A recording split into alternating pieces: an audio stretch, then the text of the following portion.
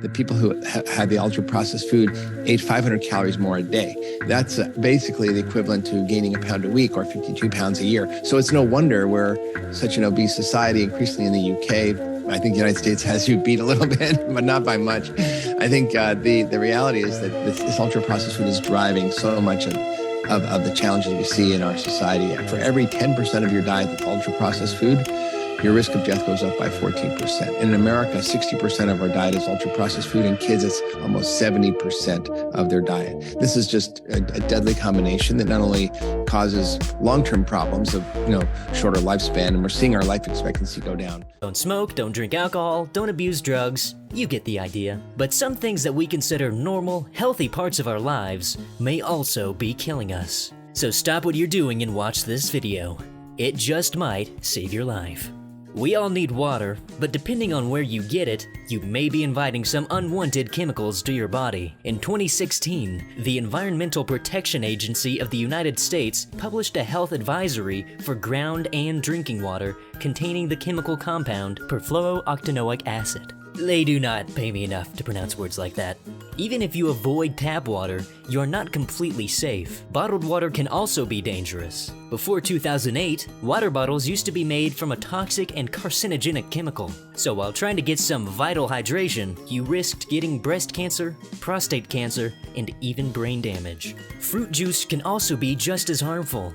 A lot of so-called 100% natural drinks contain preservatives, artificial flavoring, and almost as much sugar as some sodas. You're probably watching this video because you want to live a happy and healthy life, but it turns out your wishes may be a paradox. According to the Longevity Product, a 80-year-long study by professional psychologists that is considered to be the most extensive study on living long, people who are happy and humorous live shorter lives than their pessimistic peers. This is because people who are optimistic are more likely to engage in risky behavior. Okay, so you'll stop being happy. That's not a big sacrifice. You'll just keep watching our videos about all the apocalyptic scenarios that may unfold in your lifetime from the comfort of your couch. Unfortunately, there's no escaping death there either. For every hour you watch TV, you lose 22 minutes of your life. Okay, finally figured it out, huh? You'll go outside and soak up the sun in some nice athletic activities. Yeah, no. Sunlight contains harmful UV rays, so if you bake outside for too long, you can develop skin cancer. But there's sunscreen. Slap on some SPF 10,000 and you'll be fine. Well, maybe not so much. While you will be protected from UV rays, sunscreen also blocks the essential benefits of sunlight, like vitamin D, which is good for your bones and immune system. There are also some agents in sunscreen that can get absorbed into your body and destroy your blood cells, which can also cause cancer. So you thought you could just avoid all the hazards of the outside world by living indoors. You've got Amazon Prime Pantry, you're set for life.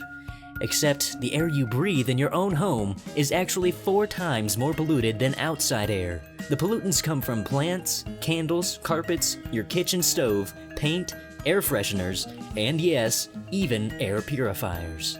There's just no escaping the clutch of death when even the air in your own home is killing you. We are getting sick because of food. Leading doctors, leading journalists are literally saying we don't know the causes of childhood diabetes and childhood obesity. It is because of food.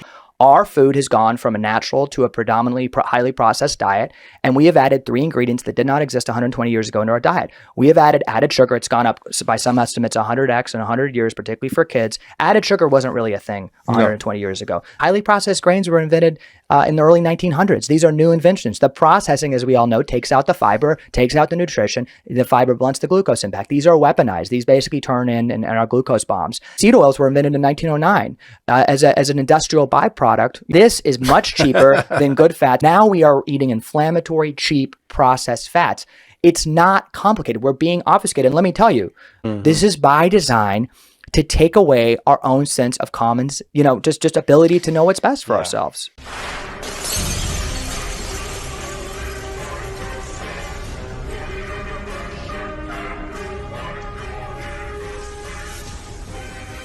Son of a...